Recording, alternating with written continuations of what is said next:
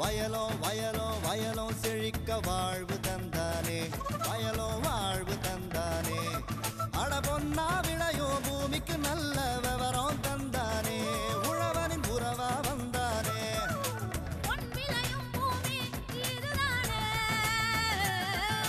வயலோ வயலோ வயலோ செழிக்க வாழ்வு தந்தானே, வயலோ வாழ்வு தந்தானே.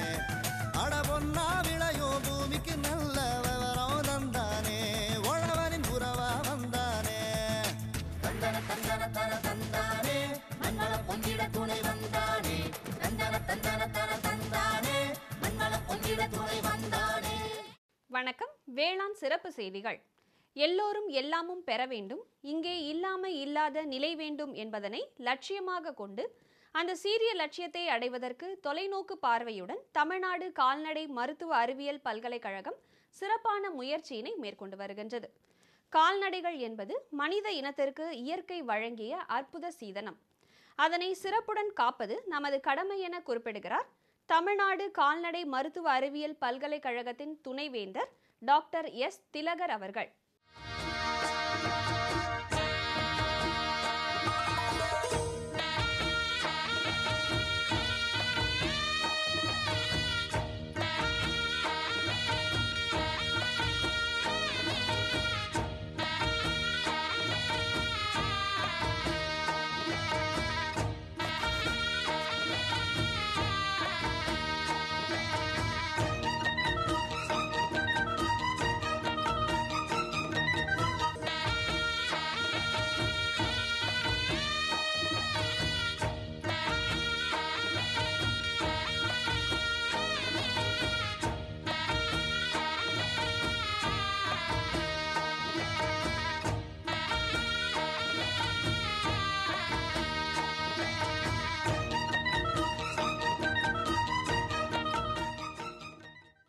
அன்பார்ந்த உழவர் பெருமக்களே,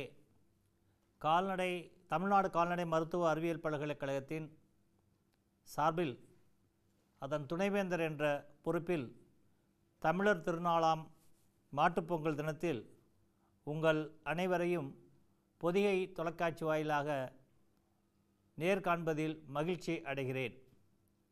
பாரம்பரியமும் பண்பும் கொண்ட தமிழ் மக்களுக்கு என் சார்பிலும் என் பல்கலைக்கழகத்தின் சார்பிலும் என் இனிய பொங்கல் நல்வாழ்த்துக்களை தெரிவித்துக் கொள்கிறேன்.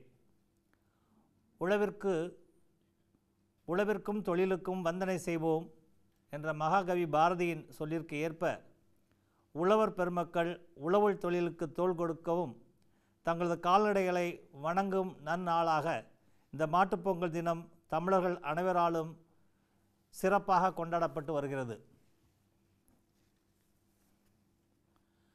கால்நடைகளின் வளமும் நலமும் இந்த நாட்டின் வளர்ச்சியின் ஒரு அடிப்படை என்றே சொல்லலாம். இந்த கூற்றுக்கு இணங்க விவசாயம் சார்ந்த தொழில்களில் வருவாய் ஈட்டும் நிறைய தொழில்களில் கால்நடை வளமும் ஒரு பங்கு இந்த இந்திய திருநாட்டுக்கு அளிக்கிறது என்று சொன்னால் அது மிகையாகாது. கிட்டத்தட்ட சுதந்திர இந்தியாவில் கால்நடை வளத்தின் மூலம் வருகின்ற வருவாய் 26% அளவுக்கு உயர்ந்துள்ளது என்ற பெருமையை சொல்லும் பொழுது இந்த பெருமை கால்நடை வளர்ப்போர் உங்களையே சாரும் என்று கூறிக்கொள்ள விரும்புகிறேன். ஒரு காலத்தில் உழவர்களுக்கு உறுதுணையாக இருந்த கால்நடைகள் இன்று தானும் விவசாய பெருமக்களுக்கு மக்களின் உற்பத்தியை கொடுத்து கிராமப்புற வளர்ச்சிக்கு பெருகிடும் பங்கு அதிகரித்து வருகிறது. இந்த வளர்ச்சி இதில் பங்கு பெற்றுள்ள விவசாயிகள், கால்நடை வளர்ப்போர் மற்றும் கால்நடை மருத்துவ அறிவியல் விஞ்ஞானிகள் அனைவரையுமே சாரும் என்பதை கூறிக்கொள்ள ஆசைப்படுகிறேன். இந்த நாட்டினுடைய பால் உற்பத்தி, முட்டை, இறைச்சி உற்பத்தியில் நம் நாடு முன்னோடிகளாக இருந்தாலும் கூட இந்த பெருமை நிலைத்து நிற்க வேண்டும் என்று இந்த நன்னாளில் நாம் எல்லோரும் உறுதி கொள்ள வேண்டும். அதிகமாக உற்பத்தி செய்கிறோம் என்று அமைதியாக இருந்து விடாமல் இந்த வேகம், இந்த உந்துதல் தொடர்ந்து இருக்குமேயானால் நம் நாட்டின் கால்நடை வளத்தின் மூலம் கிடைக்கிற உற்பத்தி தன்னிறைவை அடையும் என்பது ஐயமில்லை. இவ்வாறு உற்பத்தி செய்யப்பட்ட பொருட்கள் சந்தைகளில் நீங்கள் கொண்டு போய் கொடுக்கும் பொழுது அவைகளை அவ்வாறே கொடுக்காமல் இந்த காலகட்டத்தில் மறுபடி அதனுடைய பொருட்களை எவ்வாறு மாற்றி கொடுப்பது, மதிப்பீட்டு பொருட்கள் என்று சொல்லலாம். உதாரணத்துக்கு சொன்னீங்கன்னா பால்னா அது எப்படி கோவாவை மாற்றுறது, இந்த மாதிரி மதிப்பீட்டு பொருட்களை தயாரித்து சந்தைகளில் கொண்டு போய் அதை விற்கும் நிலையில் இடைத்தரகர்களை தவிர்த்து நீங்களே நேரடியாக விற்கும் பொழுது உங்களுடைய வருவாய் அதிகமாகும் என்பதை இந்த நேரத்தில் நான் கூறிக்கொள்ள ஆசைப்படுகிறேன். எங்களுடைய தமிழ்நாடு கால்நடை மருத்துவ அறிவியல் பல்கலைக்கழகத்தின் ஆராய்ச்சி மற்றும் விரிவாக்க மையங்கள் ஏறத்தாழ 27 மையங்கள் இந்த தமிழ்நாட்டிலே உள்ளது. இந்த தமிழ்நாட்டில் ஒவ்வொரு மாவட்டத்தினுடைய தலைநகரிலோ அல்லது நல்ல வளமுள்ள இடத்திலோ இந்த மையங்கள் செயல்பட்டு வருகின்றது. உங்களுக்கு இதில் சந்தேகம் வரும் பட்சத்தில் சந்தைகளில் எவ்வாறு அதிகரித்து விற்பது என்ற ஒரு கேள்விகள் எழும்பொழுது இந்த மையத்தை நீங்கள் எல்லாரும் அணுக வேண்டும் என்று வேண்டி விரும்பி கேட்டுக்கொள்கிறேன். ஏனெனில் இந்த இந்திய திருநாட்டில் விவசாயிகளின் உற்பத்தி பொருட்கள் இடைத்தரகர்களாக நிறைய லாபம் பெறப்படுகிறது. இதை விவசாய பெருமக்கள் கவனித்து கருத்தில் கொண்டு தவிர்க்க வேண்டும் என்று கேட்டுக்கொள்கிறேன்.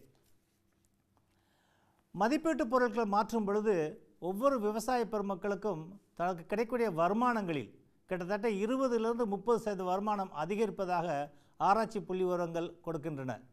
நீங்கள் கடினப்பட்டு உழைத்த உழைப்பு வீணாகக்கூடாது என்பதற்காக இங்கே இதை குறிப்பிட விரும்புகிறேன். உற்பத்தி பொருட்களை அவ்வாறே சந்தையில் கொண்டு விற்பதை தவிர்த்து அதை மதிப்பீட்டு பொருட்களாக மாற்றி அதை சந்தையில் கொண்டு விற்கும் பொழுது உங்களுடைய வருவாய் அதிகமாகும் என்பதை இங்கே கூறிக்கொள்ள ஆசைப்படுகிறேன். இதை அனைத்து விவசாய பெருமக்களும் கருத்தில் கொண்டு எங்களுடைய மையங்கள் ஒவ்வொரு மாவட்ட அளவில் இருக்கும் இடத்தில் நீங்கள் சென்று அதை எவ்வாறு சந்தைக்கு கொண்டு செல்வது என்று கேட்டு அதன் மூலம் உங்கள் வருவாயை பெருக்கிக் கொள்ள வேண்டுமாய் கேட்டுக்கொள்கிறேன்.